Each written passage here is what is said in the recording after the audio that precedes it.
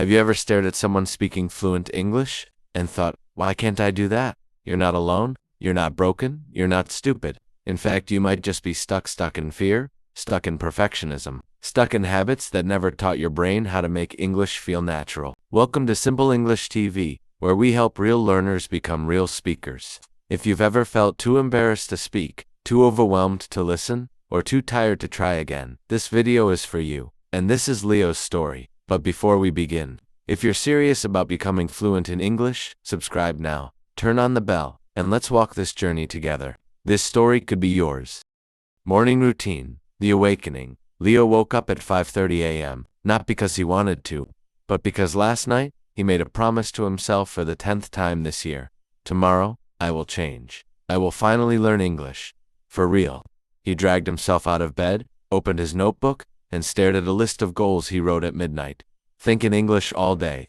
Listen without subtitles. Speak out loud, no matter how bad it sounds. The old Leo would have laughed, but today, he was desperate. Why desperate? Because yesterday, in a company meeting, a foreign client asked him a simple question, and Leo froze. Again, just like every other time, he couldn't even say, sorry, can you repeat that? He just smiled and nodded. Inside, he was screaming. What's wrong with me? I've studied English since school. I know the grammar, I know the vocabulary. But why can't I speak? That's when he decided, enough. Today marks day 1 of Leo's 30-day transformation, not just to learn English, but to live in English. 6 a.m., the first battle, thinking in English. Leo made his coffee, but this time, he described it to himself. In English, I'm pouring hot water. It smells good. I need this to wake up. It felt awkward, slow, childish. But he kept going, while brushing his teeth. This is a white toothbrush. I like mint toothpaste. While changing clothes. It's cold this morning. I'll wear my black jacket. He looked weird, talking to himself like that. But deep inside, something was happening. His brain was warming up, like stretching before a workout. 7 a.m., listening without subtitles. On the way to work, Leo put on his earphones. He usually watched YouTube videos with subtitles. But today, no more cheating. He listened to a podcast, Daily English Conversation. It felt too fast. He wanted to pause, rewind, turn on subtitles, but he resisted. He focused on understanding the emotion, not the words. Was the speaker angry? Happy? Curious? He caught a few phrases. Good morning. How was your weekend? That's awesome. You've got to be kidding me. It was hard, but he smiled. I understood something. 8:30 a.m., speaking out loud in private. Before entering the office, Leo stopped by a park bench. He opened his mouth and tried to repeat what he heard from the podcast. Good morning. How was your weekend? That's awesome.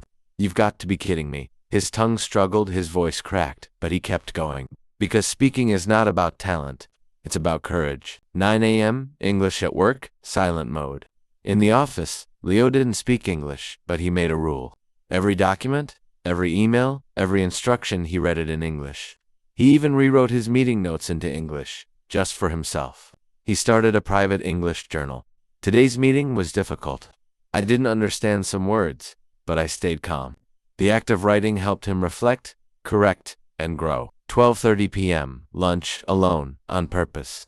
Leo skipped the company cafeteria. He brought his lunch to the rooftop and pulled out his phone. He watched a 10-minute English vlog, no subtitles.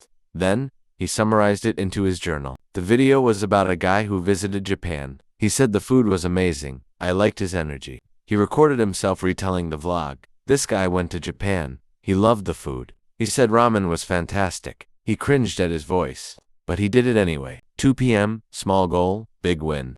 Leo set a goal. Say one sentence in English to a coworker. He practiced it all morning. Hey, nice presentation today. It was scary. His heart pounded. But when the moment came, he said it, and his coworker smiled. Thanks, man. It worked. Leo felt like he had just climbed a mountain. Art 2. A day of silent battles. Leo's English journey continues. Leo stepped out of his small house at 6:45 a.m. The sky was still painted with the pale colors of dawn, and the morning air had a soft chill. As he walked down the narrow street to catch the city bus, his Bluetooth earphones were already in place. Today, like every day, he was listening to an English podcast. But the truth was, he understood only half of it. Sometimes just 30%. Words flew by too fast. Accents were different. The speaker would say something, and Leo's brain would take a second too long to catch up. Frustrating. Absolutely. But he kept going. Keep listening, he whispered to himself. It doesn't matter if you don't get it all. You're training your ears. On the bus, people looked at him strangely. A grown man mumbling silently, rewinding a phrase again and again. Some even laughed quietly. Leo noticed, but he didn't stop. He arrived at work by 8 a.m. It was a small hardware store. Not many customers came in early, so he took the quiet time to pull out his notebook, not for work, but for English. He had written 10 phrases the night before, simple ones. He would read them aloud softly. I'm looking for a screwdriver. How much does this cost? I'd like to return this. These were real phrases. Phrases people actually say. He didn't want to learn from textbooks anymore. He wanted to speak like a real person. And so, for the next 15 minutes before the shop opened, Leo practiced shadowing. He played a video and tried to copy the exact way the speaker spoke. Intonation, stress, pauses. Was it easy? No. Was it easy? No. Did he sound silly a little? But every repetition was a small victory. During lunch break, Leo sat outside under a mango tree. He pulled out his phone and opened a grammar app. Just 5 minutes, that was his rule. Never too long, just consistent. He practiced how to use have been and had been in a sentence, not because he loved grammar, but because he wanted to write better messages to his online English-speaking friends. He remembered once sending a message to an online friend. I was go to market yesterday. The friend kindly corrected him. You mean, I went to the market yesterday. Leo felt embarrassed that day, but he didn't delete the message. He kept it as a reminder that mistakes are proof you are trying. In the late afternoon, the shop got busy. English went to the back of his mind. But every time someone entered and asked something in broken English, Leo listened. He tried to understand, not to laugh or correct, just to observe. And in those moments, he realized, everyone is learning, everyone struggles, but only the brave admit it and keep going. At 6 p.m., Leo closed the shop, tired but not defeated. He had one more session planned. After dinner, he would write a diary entry in English, even just 3 sentences. That was his ritual. But that's for part 3. Because right now, as the sun set and Leo walked home, there was one thought in his mind. Fluency is not a gift. It's built on thousands of invisible, silent battles like the ones I fought today. Part 3. The Night Ritual. Leo writes to himself. After a simple dinner of rice and fried tempeh, Leo sat alone in his tiny room. The fan hummed softly. Outside, crickets were singing, and the world was quiet again, just the way he liked it. He picked up his old notebook. The cover was worn out. Inside, the pages were filled with broken sentences, vocabulary lists, corrections from online chats, and diary entries in English. Some pages had ink smudges, others had words crossed out in frustration. But this book was sacred. Tonight, like every night, Leo wrote to himself in English. No one would read it. No one would judge. Today I feel tired. My brain is slow, but I didn't skip my practice. I listened, I spoke, I learned. Even if no one sees it, I know it matters. He paused and looked at the sentence. Not perfect, but honest. ... He continued. Sometimes I wish I could just wake up and speak fluently. But maybe the slow road is better. It's painful, but it teaches patience and courage.